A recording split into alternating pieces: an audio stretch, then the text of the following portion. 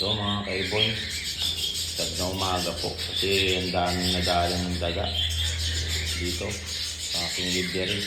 Nasa labas kasi ito ng yung flight ko ng livery, kaya ito nadalo, biglaan lang po. So ito po yung inatak, isang silver na split follow. Yung magkatabi, dalawang emerald na black-headed, saka isang medium 5 na follow. Double factor na silver, saka isang emerald din, saka isang split follow. So, grabe. Nakakapanghina. Pero wala tayong magawa, nandiyan na yan. Ligpit na lang natin yung gumawa ng salatin dito sa mga to. So, kawawa sila. Nakakadismaya, mapapamura ka na lang sa biglaan lang ito mga kaibon. Wala naman dati dito nagkaroon ng ganito. So ayan, putol po yung mga paa ng mga yan, puro po paang tama nila, kagat sa paa yung mga pilay na po. Sana mabuhay pa sila para naman magkaroon sila ng chance na mabuhay lang. Okay na po sa akin yan kahit na ganyan sila. Kawawa po sila mga kaibon. Sana mabuhay sila. Kagat po sa paa lahat yan, kagat ng daga. Nakakapanghinayang. Pero ganyan talaga po minsan kasi kasama sa pag-iibon yan. Pero kailangan i-check natin yung ibon. Biglaan lang po itong mga to.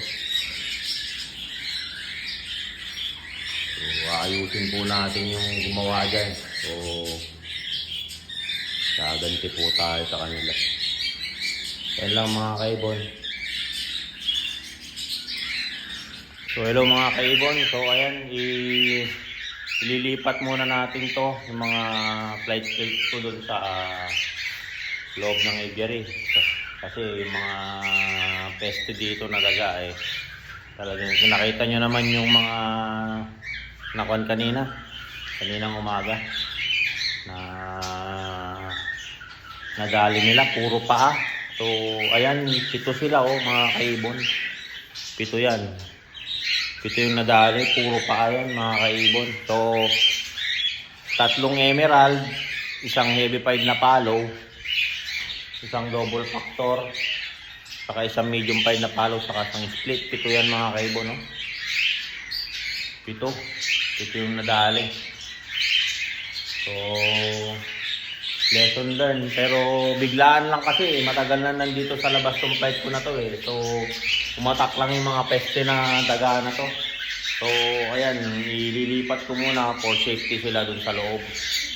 Ayan muna, papakita ko sa inyo mamaya yung setup nung cage sa loob ng aviary. So ayan, ipapasok ko muna sila mga kaibon mamaya ulit.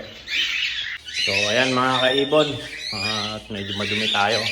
Nailipat na natin yung tight cage dito sa loob ng aviary. Sana hindi na makapasok dito yung mga peste. So ayan, pinasok ko na.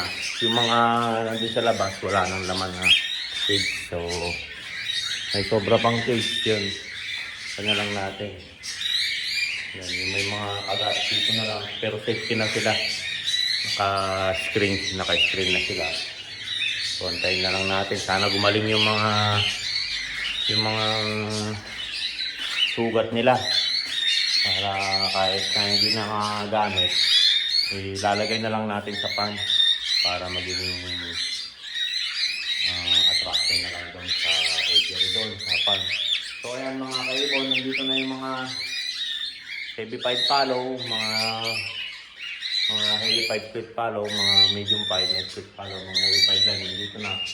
Nandito na rin yung mga emerald saka silver. Pinaghalo ko muna sa doon sa ilalim yung may mga body saka mga parachute saka may inakay. So dun muna sila para safe. Tapos lahat ng mga butas tinakpan ko na. Pwedeng pasukan dito sa loob. Kung meron man. Pero sa labas talaga lahat nadali yung kagabi yung mga alaga ko. So, ayan mga kaibon. Sweet na naman yung mga ibon natin dito sa Iberia. Sana wala nang sumunod. So, ayan, maraming salamat po mga kaibon. Don't forget to subscribe my YouTube channel. Warren Palakpak Kaibon. Grabe, gabi na mga kaibon. Mga alas 10:30 na. So, ayan. May YouTube channel mga kaibon. Warren Palakpak Kaibon. Saka may Facebook page. Warren Palakpak Kaibon. So, ayan. Kitang-kita na yung mga ko, no?